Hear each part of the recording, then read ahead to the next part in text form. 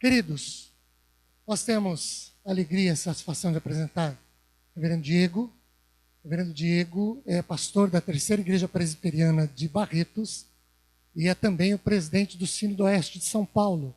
O Sínodo Oeste é de baixo para cima, a penúltima instância de governo da igreja, né? O Conselho, Presbitério, Sínodo, depois o Supremo Concílio, ou se você vier de baixo para cima, é o segundo na hierarquia da igreja, né? O Supremo Concílio, Sínodo, Presbitério e Conselho da Igreja.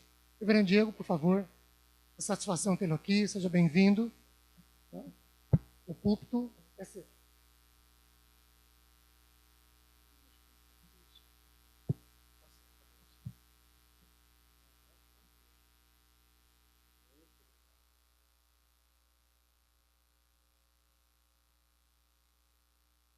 Boa noite a todos, irmãos. Vamos abrir nossas Bíblias na carta de Paulo aos Gálatas, capítulo 2.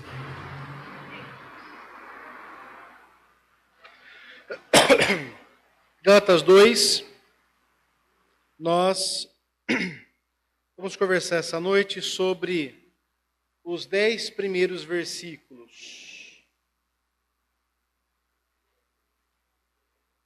Gálatas 2, de 1 a 10.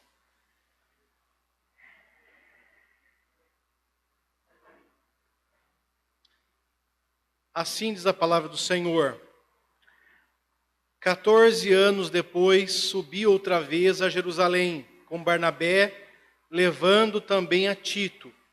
Subi em obediência a uma revelação, e lhes expus o evangelho que prego entre os gentios, mas em particular aos que pareciam de maior influência, para que, de algum modo, não correr ou ter corrido em vão. Contudo, nem mesmo Tito, que estava comigo, sendo grego, foi constrangido a circuncidar-se. E isso por causa dos falsos irmãos que se entremeteram com o fim de espreitar a nossa liberdade que temos em Cristo Jesus e reduzir-nos à escravidão, aos quais nem ainda por uma hora nos submetemos, para que a verdade do Evangelho permanecesse entre vós. E quanto àqueles que pareciam ser de maior influência, quais tenham sido outrora, não me interessa, Deus não aceita a aparência do homem. E esses, digo, que me pareciam ser alguma coisa, nada me acrescentaram. Antes, pelo contrário, quando viram que o evangelho da circuncisão me fora confiado, como a Pedro da circuncisão, pois aquele que operou eficazmente em Pedro para o apostolado da circuncisão, também operou eficazmente em mim para com os gentios, e quando conheceram a graça que me foi dada, Tiago, Cefas e João, que eram reputados colunas, me estenderam a mim e a Barnabé a destra de comunhão, a fim de que fôssemos para os gentios e eles para a circuncisão, recomendando-nos somente que nos lembrássemos dos pobres, o que também me esforcei por fazer. Vamos orar ao Senhor. Eterno Deus e amado Pai, obrigado, Senhor, pela Tua palavra, que é luz para os nossos passos. Pedimos neste momento, Senhor, a luz do Teu Santo Espírito, para que possamos crer e praticar toda a Tua palavra, para que ela possa ser aplicada eficazmente em nossos corações, como bálsamo, como remédio, como a cola que cura, que restaura e que restitui, Senhor, as partes de nossa vida. Ó Senhor, nos ensina essa noite a grandiosidade, as marcas do Seu Evangelho. E nós te pedimos em nome de Jesus que as palavras dos meus lábios e o meditar do meu coração sejam agradáveis na Tua presença, Senhor, rocha minha e redentor meu. Amém. Irmãos, é um grande prazer estar aqui. Queria agradecer ao reverendo Ricardo e ao conselho, não é? Que confiaram em mim e estenderam aqui a destra de companhia e cederam o púlpito para que eu pudesse trazer a palavra essa noite. Agradeço a confiança, agradeço, mas não mereço. Irmãos, eu gostaria de, nessa noite, falar sobre as marcas do Evangelho.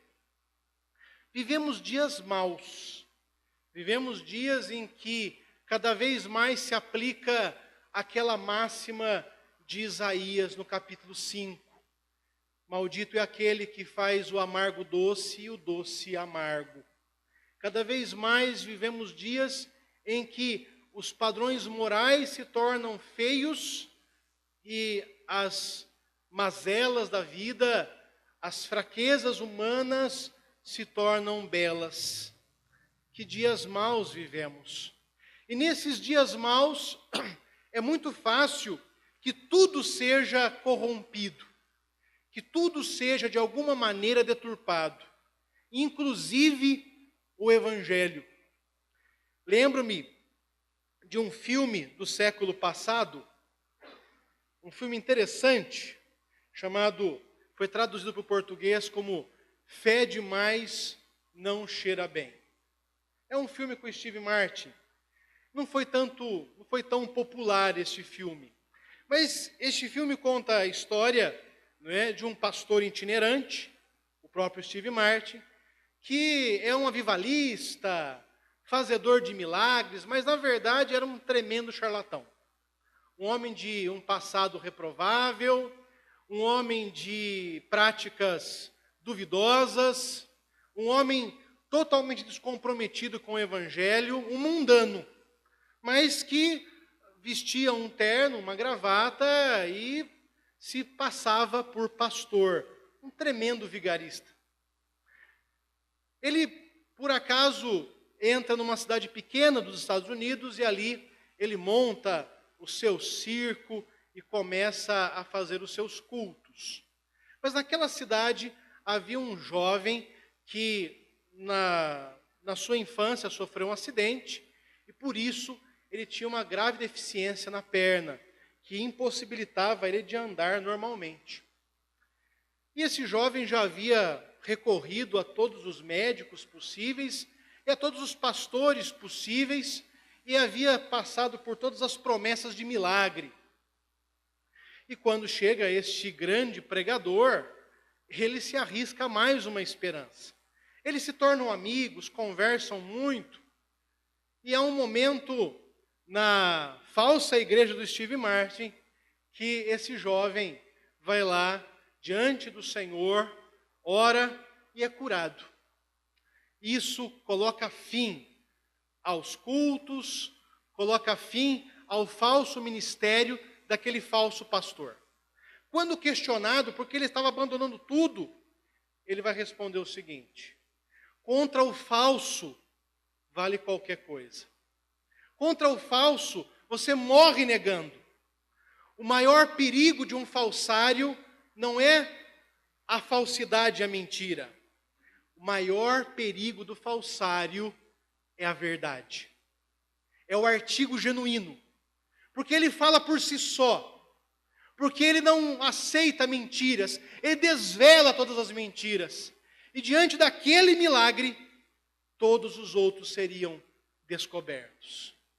Irmãos, vivemos dias maus em que o Evangelho é deturpado, onde é oferecido um falso Evangelho. Mas eu gostaria, nessa noite, mostrar 3 marcas importantes que Paulo apresenta à igreja da Galácia sobre o verdadeiro Evangelho. Que marcas seriam essas? Que marcas seriam importantes para entender se esse Evangelho é falso ou verdadeiro? A primeira grande marca deste Evangelho é a unidade. O verdadeiro Evangelho, ele gera a unidade da igreja. A segunda marca deste Evangelho é a liberdade. O Evangelho verdadeiro, ele liberta as pessoas deste mundo mau. E liberta as pessoas fazendo-as escravas de Cristo. E a terceira marca, o evangelho, ele se preocupa com a caridade, com a assistência daqueles que estão mais necessitados. Então, vamos observar no texto essa noite essas três marcas do verdadeiro evangelho. Então, veja aqui no início do texto, Paulo começa dizendo que 14 anos depois ele subiu de volta a Jerusalém. Irmão, a carta aos Gálatas é a primeira carta de Paulo, a primeira carta que Paulo escreveu. Paulo, ele conhece a igreja da Galácia, ele vai ser um incentivador dessa igreja, mas essa igreja sofre um problema. Essa igreja ela foi invadida por falsos mestres, que nós chamamos na teologia de judaizantes. Vamos entender um pouco isso. Haviam pessoas em Jerusalém que haviam se convertido ao cristianismo, haviam se convertido do judaísmo para o cristianismo. Assim como Paulo.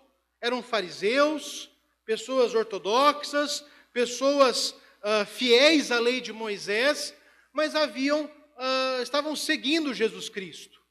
Por muito tempo, judeus e romanos acreditaram que o cristianismo era mais uma seita do judaísmo. O judaísmo tinha muitas seitas dentro dele. Existiam os fariseus, existiam os saduceus, existiam os zelotes e existiam os essênios. E muitas pessoas achavam o seguinte: olha, isso é mais um movimento do judaísmo, é mais uma seita que enriquecerá o judaísmo. O judaísmo dos dias de Jesus não era muito diferente da igreja católica. Se você observar a igreja católica romana, você vai observar desde a Opus Dei, que é um grupo extremamente conservador, até a teologia da libertação, grupos carismáticos que beiram o neopentecostalismo, mas todos estão dentro de uma mesma instituição. Todos estão dentro da mesma instituição. E acredita-se numa unidade assim, mesmo que bastante duvidosa. O judaísmo era a mesma coisa. Você pode pensar o que você quiser, você pode ter ideias diversas, desde que você seja judeu, desde que você pratique a circuncisão, guarde o sábado, pratique a dieta de Moisés, tudo bem. Você fez esses ritos externos, você se circuncidou, você guardou o sábado, você pratica a dieta de Moisés, ou seja, deixa de comer aqueles alimentos que Moisés proíbe, então ok. O que você pensa sobre casamento, o que você pensa sobre família, sobre sociedade, sobre o rito do culto, isso não interessa. Isso não interessa. O que interessa é que você cumpra a lei de Moisés. Se você cumprir a lei de Moisés, nós temos paz. Só que qual era o problema com Paulo? Paulo era contra a lei de Moisés? Muito pelo contrário. Mas Paulo pregava que o cumprimento da lei não poderia garantir a salvação por si só. Então, o judeu, ele se considerava salvo, primeiramente porque ele era judeu. Porque eu sou judeu, eu sou pré-salvo. Agora, eu cumprindo a lei de Moisés, eu mostro que sou um judeu de fato. Então, o fato de eu ser judeu, mais o cumprimento da lei, me garante a salvação, e eu tenho agora merecimento no céu. Paulo era contra essa ideia. Paulo entendia que a salvação, assim como nós cantamos hoje, ela só poderia se dar pela graça. Nenhum de nós entrará no céu por merecimento. Todos nós iremos para o céu pela graça, pela misericórdia de Deus, porque Deus cobriu os nossos pecados pelo sangue do Cordeiro. Então, irmãos, Paulo, ele agora encontra essa igreja que foi invadida por esses irmãos judaizantes, que estão empregando um outro evangelho. Olha, Paulo falou para vocês que vocês têm que guardar o sábado. Ah, não, domingo não é o dia do Senhor. Paulo falou para vocês que vocês não podem comer tais e tais alimentos. Ah, ele não falou? Puxa, então vocês não estão. Vocês se circuncidaram? Ah, então vocês não são de Cristo.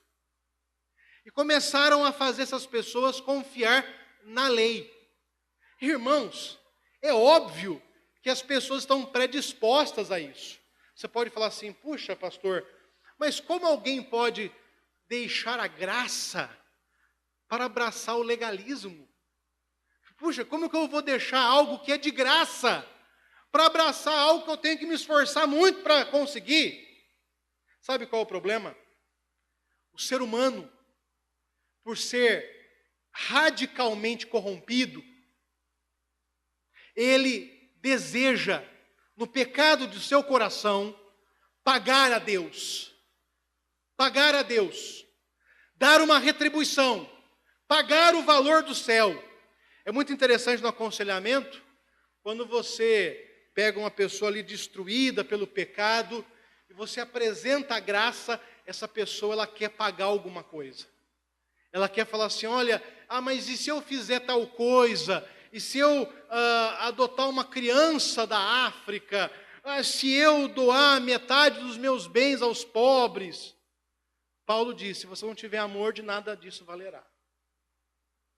Irmãos, o homem é como um mendigo que quer com as suas esmolas comprar algo extremamente valioso. O que o Senhor nos dá em Cristo Jesus é impagável. É impagável. Não tem preço. Nós não poderíamos comprar o céu com nada do que nós temos, do que nós somos. Sabe por quê? Porque o seu coração, pastor, mas eu sou capaz de fazer boas obras. Eu sou capaz de fazer coisas boas. Isso não tem validade, então, para Deus?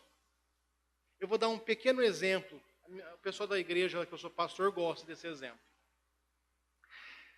Você entra num restaurante e você, por não ver a cozinha, você começa a comer a comida, ela parece apetitosa para você. Mas, de repente, você vê ali, na porta da cozinha, passar uma barata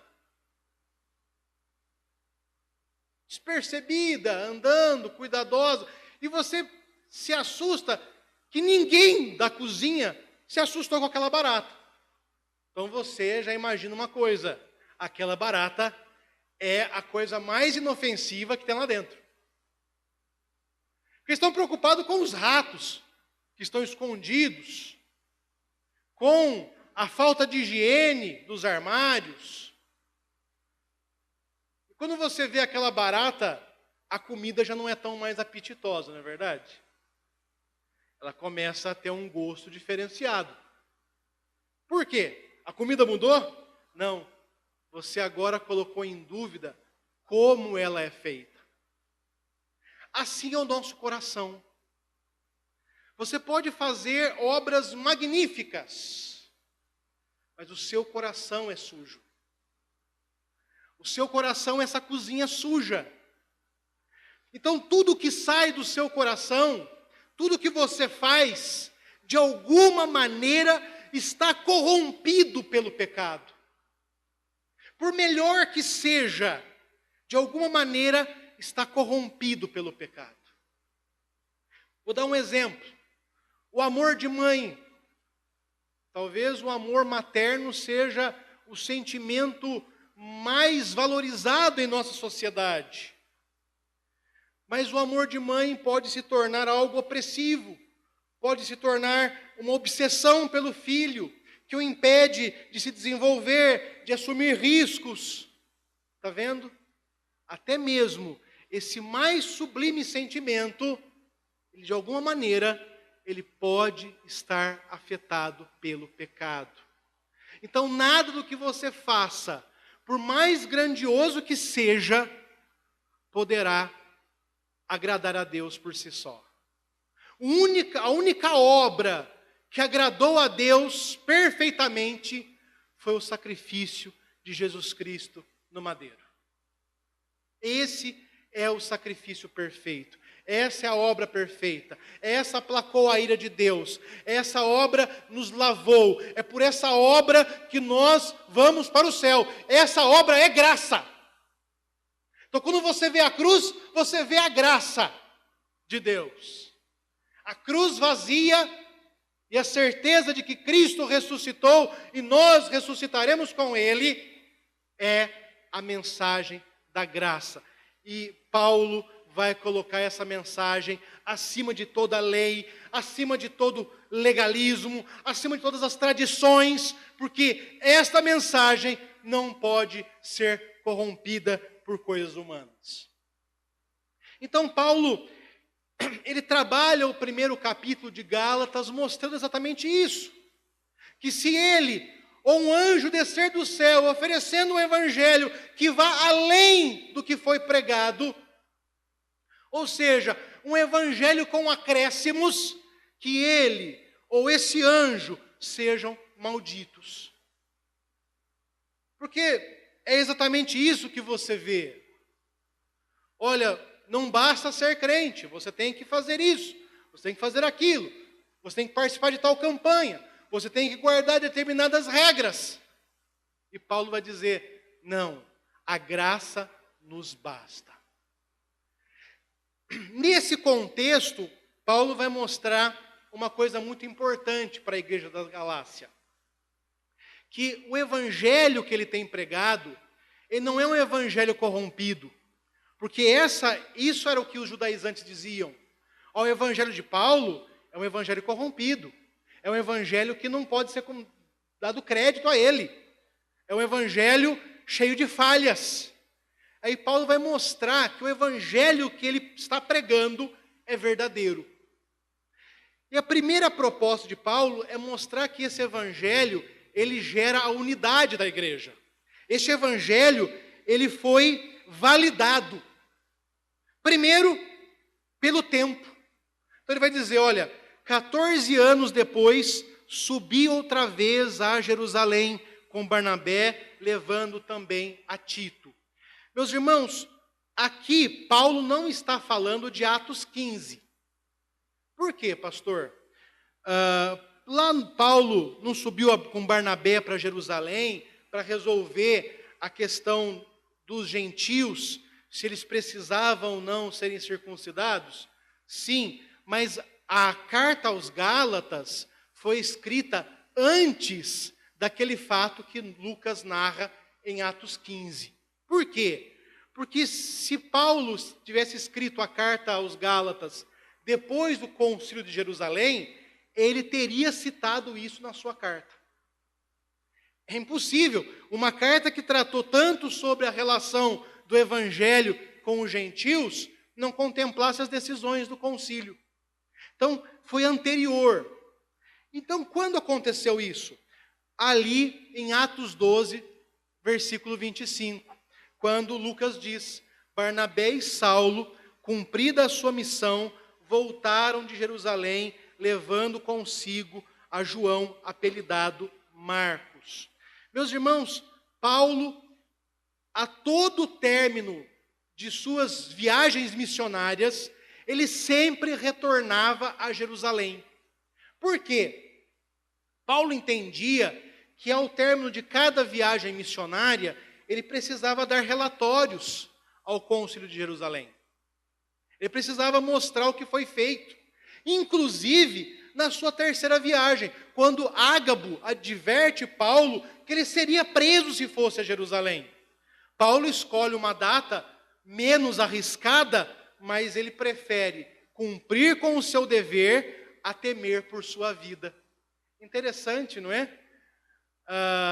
Recentemente, um político brasileiro decidiu não cumprir com seus deveres por temer a perder a vida. Paulo não era assim. Paulo preferia cumprir com os seus deveres, mesmo que isso custasse a sua vida. Irmãos, Paulo vai mostrar que durante 14 anos, ou seja, desde quando ele estava em Damasco, ele tem ido a Jerusalém, provavelmente 4 vezes nesse primeiro período. O que Paulo está mostrando para nós? Que ele está indo a Jerusalém e que ele já vem desenvolvendo um trabalho evangelístico, que ele está pregando este evangelho, e que durante esse tempo todo ninguém falou nada. Ninguém falou nada. Inclusive agora ele vai dizer: subi em obediência a uma revelação. Que revelação é essa? Que negócio é esse, pastor? A questão é a seguinte, irmãos. Paulo está mostrando aqui que ele não está indo a Jerusalém fazer média. Ele não está indo a Jerusalém pedir permissão de Pedro, de Tiago, de João, para que ele pregue o evangelho. Por quê? Porque o evangelho não tem autoridade nos homens. A autoridade da palavra de Deus está nela própria. Está no Espírito Santo que a ilumina. Está no seu autor, que é o Espírito Santo.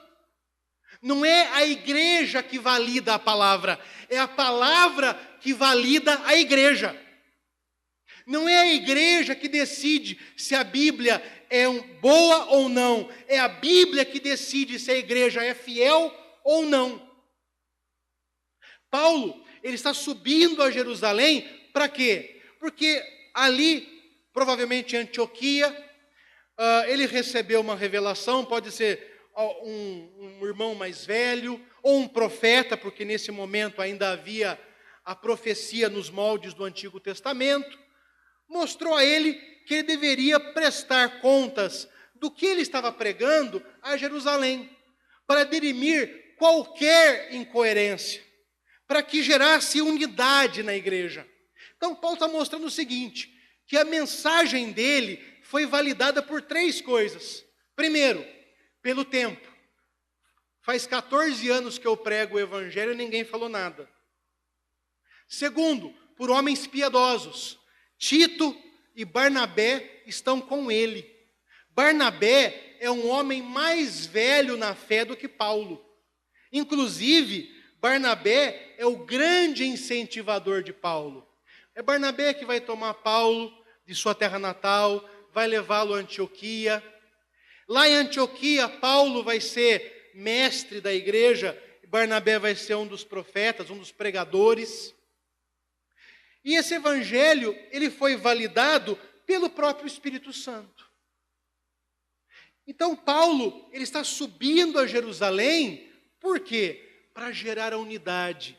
Porque ele entende que o evangelho que está sendo pregado não tem nada a ser escondido.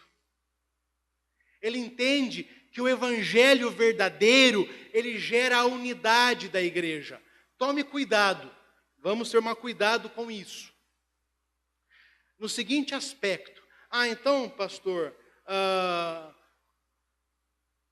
o missionário chega num lugar, prega o evangelho, cria divisão. Jesus mesmo disse que seria assim, que o filho estaria contra o pai contra o filho, a sogra contra a nora, isso é normal, a nora contra a sogra, mais normal ainda, e aí, isso por causa do evangelho. Então, que unidade é essa? A unidade da igreja fiel. A paz que nós almejamos não é a paz que o mundo tem a nos oferecer. A paz que nós almejamos não é a paz corriqueira. A paz que nós almejamos, que nos foi outorgada pela nossa justificação, é a paz com Deus. É essa a nossa paz. O próprio Paulo vai dizer aos romanos que nós, no que depender de nós, e que nos for possível, tenhamos paz com todos os homens. Por quê? Porque nem sempre depende da gente, nem sempre é possível. Por exemplo, a pessoa está em pecado. Podemos fazer 2 coisas. Podemos fazer como a igreja de Corinto, que sabia que um jovem se deitava com sua madrasta, mas não fez nada para garantir uma falsa unidade da igreja, que estava dividida, porque o pecado, ele promete que a igreja vai estar unida, mas ele corrói as bases dela. e ela desmorona pelas suas bases, ou nós podemos fazer como Cristo sempre o fez, como Paulo fez quando descobriu o problema deste jovem em 1 Coríntios 5, expormos o pecado e tratarmos via a palavra. Irmãos, a unidade que o Evangelho propõe é a unidade da igreja fiel. Ou seja, nós vamos coadunar nossa vida com o Evangelho. Vamos harmonizar a nossa vida ao Evangelho. E quanto mais próximo estivermos ao Evangelho, mais estaremos unidos àqueles que têm a mesma intenção. A fidelidade à palavra, ela gera dissolução com quem? Com aqueles que não têm comprometimento. A fidelidade ao Evangelho, a fiel pregação da palavra, o verdadeiro trato com o pecado, ele traz dissolução. Mas com quem? Com aqueles que eram apenas amigos do Evangelho, apenas simpatizantes do Evangelho, mas não tiveram seus corações verdadeiramente regenerados. Esse é o grande problema, e é isso que Paulo está mostrando. Esse Evangelho agora, ele passa pelo crivo da igreja de Jerusalém, porque ele vai dizer o seguinte, olha que interessante. Subi em obediência a uma revelação e lhes expus o Evangelho que prego. Veja, isso é um detalhe muito importante no texto. Paulo não tinha uma pregação para cada circunstância. Paulo tinha uma pregação só. Ele não expôs o evangelho que ele iria pregar ou que ele pregava. Não, é o evangelho que ele vem sempre pregando. Ou seja, o que Paulo está dizendo aos Gálatas? Irmãos, vocês estão querendo seguir pelas vias do legalismo, que esses judaizantes estão convencendo, fascinando vocês? Eu vou dizer para vocês, a igreja não concorda com isso. Porque este evangelho que estão dizendo que está errado, eu tenho pregado há 14 anos. Barnabé e Tito concordam comigo. São homens piedosos. O Espírito Santo tem agido pela minha vida. Vidas estão sendo convertidas por essa pregação. E a própria igreja de Jerusalém, ela não encontrou falhas no meu evangelho. Então o evangelho que eu estou pregando não é o meu evangelho, não é o evangelho de Paulo, é o evangelho de Cristo. Não existe o evangelho do pastor A ou do pastor B, existe o evangelho de Cristo, pregado por diferentes pastores, de diferentes maneiras, de diferentes modelos, mas o evangelho é um só. A palavra, ela não tem múltiplas interpretações, ela tem uma interpretação só. E qual é a interpretação da palavra? É aquela que o Espírito Santo gravou nela.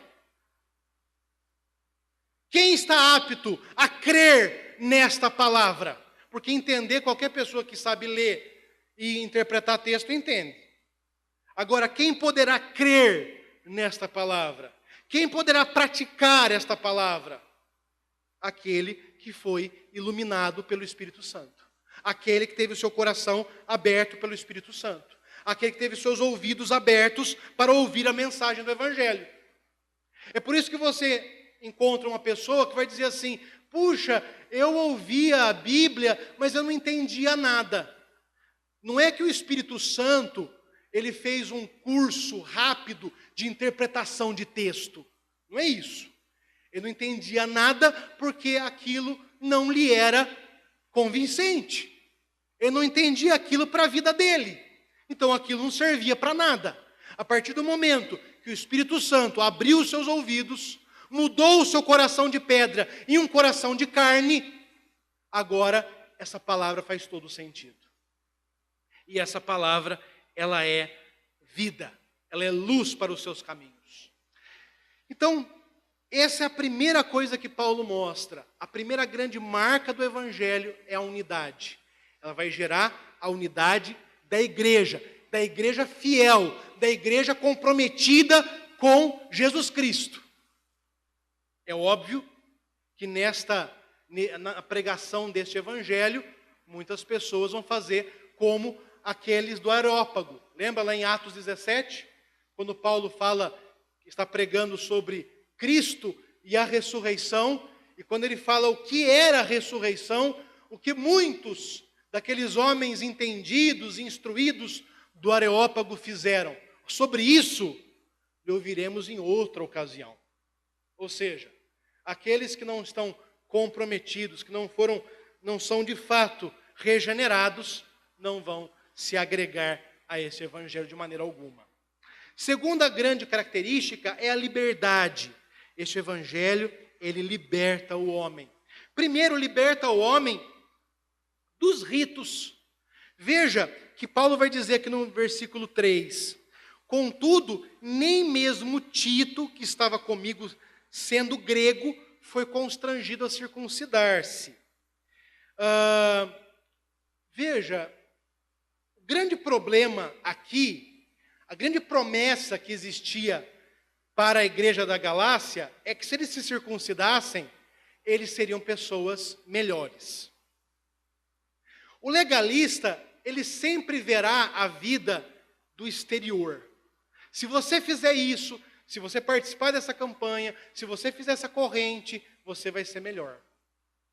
O problema não está no exterior, o problema está no interior. Jesus diz isso aos fariseus, quando os fariseus vão questionar Jesus, por que os discípulos dele não se purificavam antes das refeições?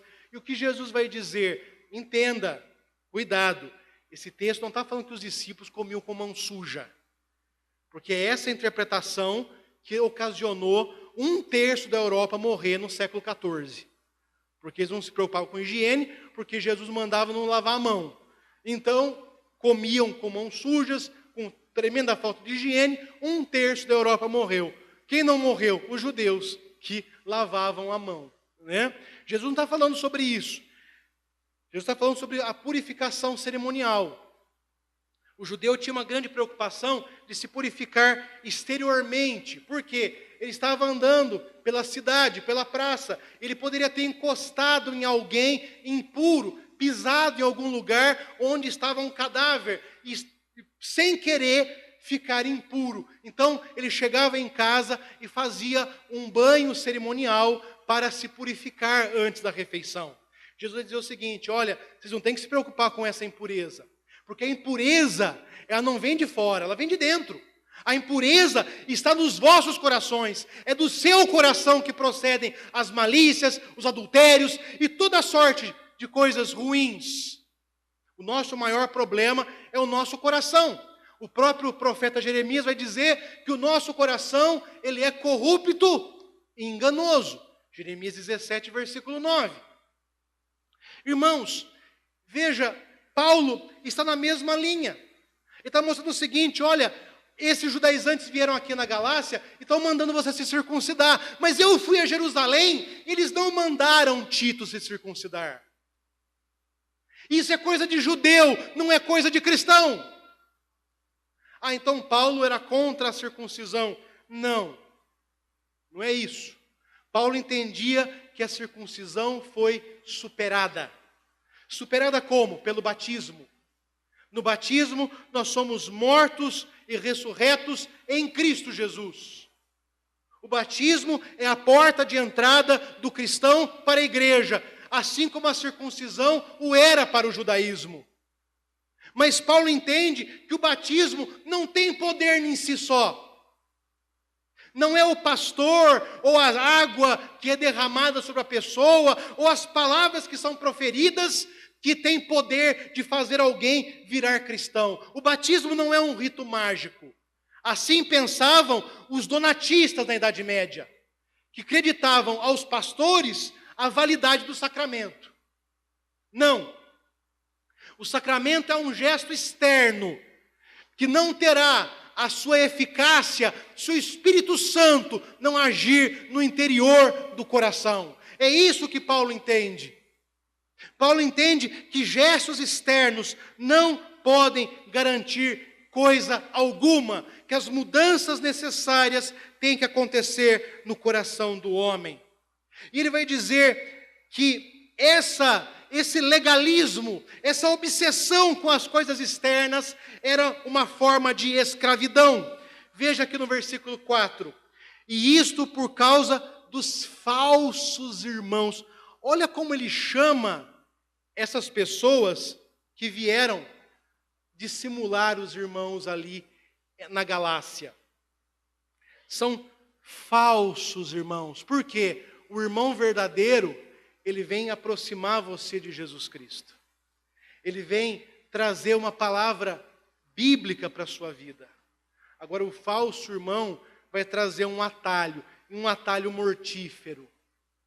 Eram falsos irmãos que se entremeteram a fim de nos espreitar a nossa liberdade que temos em Cristo Jesus e nos reduzir à escravidão. Veja que Paulo está se colocando junto com os irmãos da Galácia. Ele está falando assim, olha, aquilo que eu prego para vocês, aquilo que vocês viviam, é o que eu vivo. Paulo não está pregando o evangelho que ele não vive, ele está pregando o evangelho que ele vive. A vida de Paulo é a sua primeira pregação.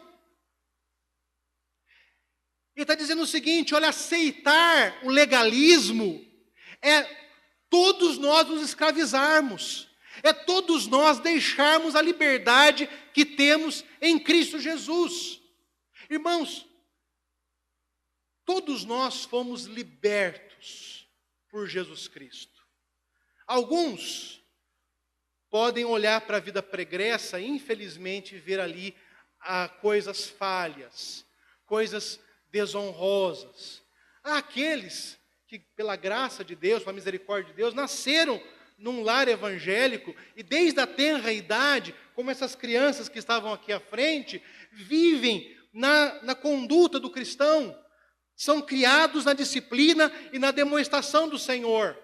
Mas todos, inclusive esses que nasceram na igreja, todos nós fomos libertos do mundo. Você vai chegar amanhã no seu trabalho, você vai encontrar aquele seu amigo que vai descrever o final de semana dele. E no meio da conversa, você já vai se sentir cansado por tudo que ele fez. Enojado pelas coisas que ele acredita como boas. E ele julga que ele faz todas essas coisas para garantir que ele vive. E você não fez nada daquilo. Se ele perguntar para você o que você fez no final de semana, você vai falar assim, puxa, eu passei com a minha família, eu fui à igreja. Ele vai falar assim, puxa, mas você não está vivendo. Você tem que viver. E viver para ele é praticar os excessos dessa vida. E aí você vai reparar uma coisa fantástica. Você foi liberto dessa crença maldita. Você foi liberto deste mundo. E como que nós fomos libertos do mundo? Para sermos livres ao nosso próprio desejo? Não. A liberdade é nociva ao homem. Agostinho, grande teólogo da Idade Média, dizia que se você quiser fazer do homem um animal, dê liberdade a ele. Quanto mais liberdade você der a um homem, mais animalesco ele vai se tornar. O grande autor russo, Fyodor Dostoiévski, dizia, se Deus não existe, tudo é possível. Ou seja, qual seria a imensa liberdade que as pessoas querem? Olha para a mídia, para esses tidos como formadores de opinião, que atacam a igreja, que atacam o evangelho. Qual é o ápice da liberdade dessas pessoas? É falar, Deus não existe, faça o que você quiser. Quanto mais essa mensagem é pregada, mais você vê as pessoas se animalizando, fazendo coisas vis. A liberdade é extremamente nociva a nós. Desde o Éden, depois de Gênesis 3, nós somos incapazes e seremos por toda a eternidade incapazes de termos livre-arbítrio. Então, como somos libertos do mundo? O Senhor não nos liberta do mundo para nos deixar sozinhos. O Senhor nos liberta do mundo, nos comprando como escravos de Cristo Jesus. Você foi liberto do mundo pelo preço, pela moeda do sangue que Cristo verteu na cruz. E agora você é livre, sendo escravo de Cristo, sendo servo de Cristo. Antes você era escravo do mundo e o seu senhor era o diabo, e ele estava pronto para lhe matar, para levar para uma eternidade vil, terrível. Mas agora você foi comprado pelo maior Senhor de todos, por aquele que deu a vida por você e levará você a uma eternidade sublime junto ao Senhor, que estará para sempre em nós, onde nossas lágrimas serão enxutas, onde andaremos nas ruas de ouro, onde seremos com Cristo para sempre e nada mais nos faltará, porque Ele é o nosso pastor e nada nos faltará. Irmãos, Paulo mostra que aceitar este falso evangelho era ser escravo dele. Hoje existem falsos pregadores e falsos evangelhos sendo pregados. Pessoas que oferecem um evangelho light, um evangelho que concorda com pecados, um evangelho que endossa pecados, tudo em nome da liberdade, tudo em nome da felicidade. Irmãos, eu desafio alguém a me mostrar um versículo bíblico que diz: busque a felicidade. Não há um versículo sequer que nos mande buscar a felicidade. Porque você é pecaminoso, eu sou pecaminoso, nós buscaríamos aquilo que desagrada ao Senhor. Então o Senhor não nos manda buscar a felicidade, Ele nos ensina o que é a felicidade. Dizendo: feliz é o homem que não se detém no caminho no conselho dos pecadores, não se detém no caminho dos ímpios, não se assenta na roda dos escarnecedores, mas antes o seu prazer está na lei do Senhor, e nela ele medita de dia e de noite. E por isso ele é como uma árvore plantada junto aos ribeiros, cujas folhas não murcham, e no tempo certo dará o seu fruto. Você quer ser feliz? Então medite na lei do Senhor de dia e de noite. Tenha o seu prazer no Senhor. O mundo jamais entenderá esse prazer, o mundo jamais entenderá essa servidão, porque o mundo não foi salvo, porque o mundo não foi iluminado pelo Espírito Santo, mas você o foi. E é isso que o capacita a entender a maravilhosa graça que nos foi dada. Irmãos, Paulo vai dizer que diante desse evangelho, ele não se submeteu sequer uma hora. Veja que interessante, novamente você vê Paulo não se submetendo. O que aconteceu? Paulo mostra que quando ele chegou em Jerusalém, ele vai mostrar o evangelho que ele prega, mas a uma pequena comissão de notáveis, pessoas importantes da igreja. E ele prega essa comissão. Provavelmente nessa comissão haviam aqueles que eram favoráveis a Paulo e aqueles que não eram favoráveis. Paulo não modificou o evangelho dele para agradar aos homens.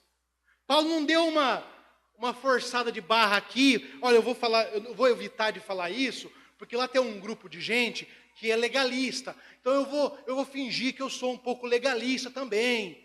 E eu vou dar uma forçada de barra aqui, para que eles me aceitem. Paulo não almejava a aceitação dos homens. Paulo almejava simplesmente a aceitação do Senhor. É por isso que o salmista vai dizer que as palavras dos meus lábios, o meditar do meu coração, sejam agradáveis na tua presença, Senhor. Aquilo que o meu coração medita, é que a minha boca está falando, devem ser agradáveis não aos homens, mas ao Senhor. Não é à toa que o salmista vai dizer: eu pus guarda na minha boca para que eu não fale algo contra o Senhor. Irmãos, é muito sério isso. É muito sério porque às vezes existem crentes, olha, não são crentes brasileiros, são crentes de Nárnia. Não sei se vocês conhecem esses crentes. da igreja de Nárnia. É uma igreja muito difícil, com sérios problemas. E lá em Nárnia eles têm uma coisa chamada Facebook. Não sei se os irmãos conhecem, mas os crentes daquela igreja de Nárnia, eles às vezes pregam uma coisa, mas publicam coisas completamente diferentes no Facebook deles. Então você vai lá às vezes no Facebook de um irmãozinho de Nárnia e você encontra um post de Chico Xavier. Aí você fala assim, mas por que esse abençoado me postou um trem desse? Ah, porque era tão lindo, pastor. Era lindo, mas a Bíblia fala coisa até melhor do que ele falou. Porque você vai dar crédito a alguém que fala sem o Espírito Santo. Ah, mas era lindo, até me arrepiei. Há crentes que validam o poder da palavra por mililitros de lágrimas e estímulos de arrepio. Mas filmes de terror, filmes de drama fazem a mesma coisa. Fui assistir Ralph, estou na internet e chorei como uma criança. E o filme não era inspirado. As minhas filhas até falaram assim, pai, é só um filme. Pai, é só um filme. Nada disso existe. Não é? Mas a hora que ele largou a menininha, que ele foi embora, me descompostei todo. Chorei. Fiquei emocionado, pensando no dia que as minhas filhas teriam que ir embora. E aquilo não era inspirado, eu chorei litros de lágrimas no cinema. Graças a Deus estava escuro, tinha pouca gente, era a última sessão do filme, ninguém viu, né, o pastor assim nessa cena dramática. Né? Mas isso não valida uma mensagem. Paulo, ele não prega um evangelho que não agrade a Deus. Quando você posta algo no seu Facebook, quando você curte alguma coisa no Facebook de alguém, quando você posta um vídeo no WhatsApp, você de alguma maneira está pregando o evangelho que você crê. Então aquilo que você fala, aquilo que você publica, aquilo que você curte, aquilo que você compartilha, devem estar de acordo com o evangelho, porque não é mais você quem vive, é Cristo que vive em você. As suas atitudes não podem agradar você, elas têm que agradar a Deus, porque você é escravo de Cristo. E por último, irmãos, esse evangelho, ele serve à caridade. A caridade. Obviamente, Paulo vai mostrar aqui que ele não se submeteu àqueles que queriam escravizar a igreja. Tampouco ficou impressionado com os títulos que as pessoas tinham. Não, ele mesmo vai dizer aqui, olha, antes, pelo contrário, quando viram que o evangelho da circuncisão me fora confiado, como a Pedro da circuncisão, eles estenderam a mão, a destra de companhia para eles. Paulo vai mostrar, então, à igreja da Galácia, que aqueles que eram reputados as colunas da igreja, como Pedro, como Tiago e João, não viram falhas no evangelho. Viram que o mesmo Espírito Santo que estava usando Pedro entre os circuncidados, entre os judeus, era o mesmo Espírito Santo que estava usando Paulo. Então, você está em culturas diferentes, mas com o mesmo evangelho. O evangelho, ele deve ser adaptado para que a cultura o entenda, mas ele não pode ser adaptado a ponto de ter uma outra mensagem, a transmitir uma outra mensagem. Certo? Eu me lembro daquela obra do Don Richardson, Fator Melquisedeque. Totem da Paz. Ele está numa ilha do Pacífico, ele está ali, ele e sua esposa, eles estão evangelizando aquela ilha. No momento que ele sente confiança de falar com os líderes da tribo, ele vai lá e conta a história de Jesus. E os líderes ficaram muito emocionados, também sentiram arrepios, choraram, não é? Só que eles gostaram de uma outra personagem, eles acharam fantástico o Judas. E falaram, nossa, mas esse Judas é muito bom. Nossa, o herói da história era Judas. Por quê?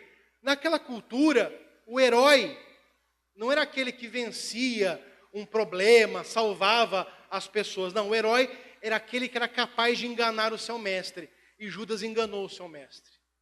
Puxa, o Dom Richard saiu da tribo ali, desconsolado. ao invés de evangelizar, eu desevangelizei essa tribo. Né? Pensou nisso. E aí ele ficou muito irritado, e haviam guerras tribais intensas. Ele se irrita e fala assim, olha, o negócio é o seguinte, vocês vão parar nessa guerra, eu vou embora, eu vou levar os medicamentos, o investimento do Canadá, as ferramentas, vocês vão voltar a cortar árvore com pedra. E aí eles eram, tinham uma cultura primitiva, mas não eram tontos. Aí eles falaram assim, não, vamos parar a guerra. Só que ao parar a guerra tinha um ritual. As tribos trocavam uma criança de colo. Enquanto essa criança vivesse na tribo do outro, não podia haver guerra entre aquelas duas tribos. Aquela criança era o totem da paz. E aí ele pegou o ponteiro que apontava para Cristo naquela cultura. Volta lá e fala assim, irmãos, eu gosto do seguinte, eu quero pregar novamente o evangelho para vocês. Nós estávamos em guerra com Deus. Em guerra. Mas Deus quis fazer paz com a gente. E Ele mandou o seu único filho para vir a este mundo, morrer em nosso lugar. E Ele ressuscitou. E porque ressuscitou, Ele não morre mais. Jesus é o totem da paz. E aqueles que estão em Jesus têm paz com Deus. Aquela tribo, ela foi convertida. A palavra fez o seu efeito. Veja, a adaptação não mudou a mensagem do Evangelho. Só possibilitou que aquela cultura entendesse aquela mensagem única do Evangelho. E qual é o conselho que a igreja de Jerusalém vai dar a Paulo? O último versículo, né? Que ele se lembrasse dos necessitados. Irmãos, o grande problema às vezes é que o Evangelho ele gera unidade, ele liberta, ele também tem que gerar caridade. Lembra do Alto da Compadecida, do Ariano Suassuna?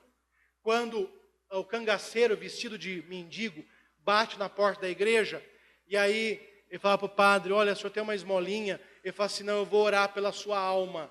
Ele fala assim, mas junta uma colher de farinha nessa oração. Ou seja, o Evangelho ele deve gerar em nós a preocupação com o outro.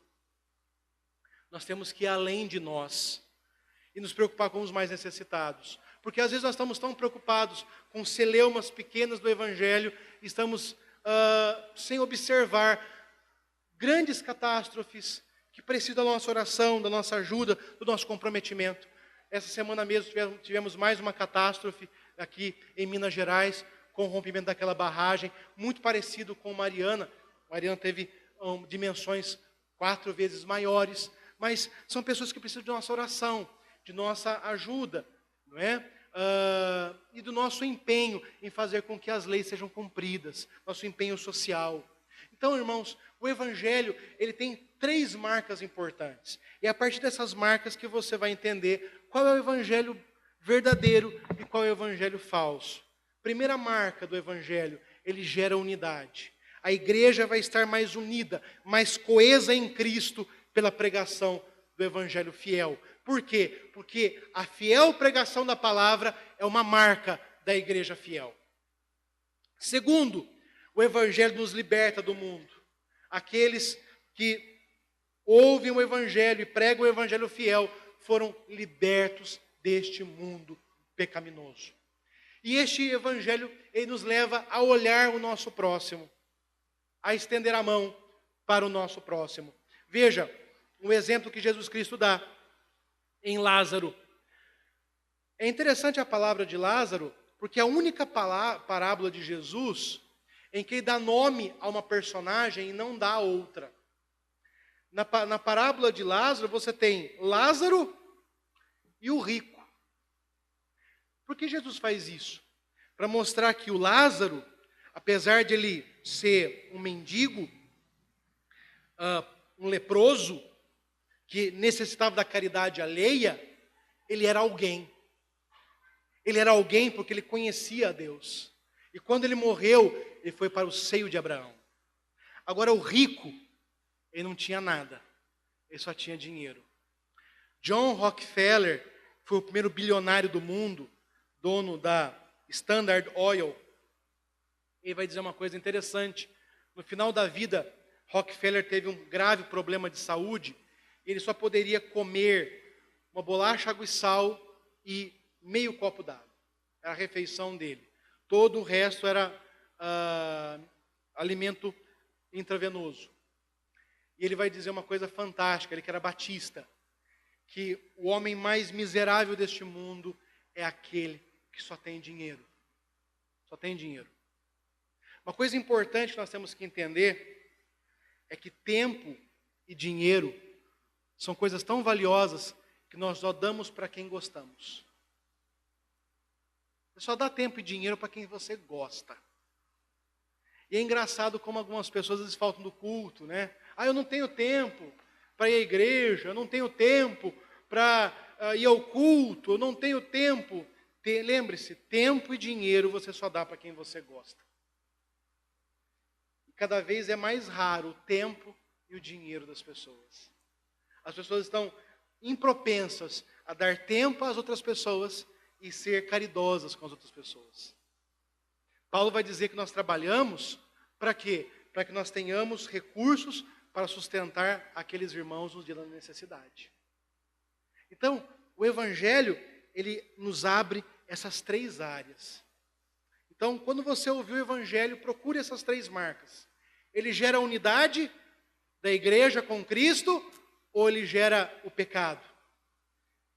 Ele gera liberdade ou escravidão? Ele gera caridade ou egoísmo? Fuja do evangelho egoísta, do evangelho escravizador, do evangelho que apoia o pecado.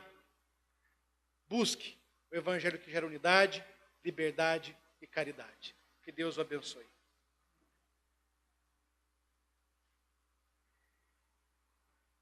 Orem, Petrão. Oremos então. Eterno Deus e amado Pai, obrigado, Senhor, pela sua palavra. Obrigado porque nós tivemos nossos corações abertos pelo Santo Espírito. E este Evangelho nos uniu a Cristo Jesus. Nos uniu como igreja neste corpo místico do Senhor Jesus Cristo. Obrigado, Senhor, porque não merecíamos estar nessa amada congregação, essa congregação universal, que reúne pessoas de diferentes culturas, diferentes etnias, diferentes costumes, num mesmo santo evangelho. Obrigado, Senhor, porque fazemos parte do corpo de Cristo pela sua misericórdia, pela sua graça, e não pelos nossos merecimentos. Obrigado, Senhor, porque por este evangelho nós somos libertos do pecado, da superstição, de tudo aquilo que não agrada o teu santo nome. E obrigado, Senhor, porque esse evangelho nos leva a olhar o outro, a estender a mão aos necessitados, a dar tempo e inclusive dinheiro àquelas pessoas que precisam de nós. Nos ajuda, Senhor, a sermos desprendidos. Nos ajuda, Senhor, a, como Paulo, nos esforçarmos a lembrar dos mais necessitados. Nós pedimos tudo isso em nome de Jesus hoje e sempre. Amém.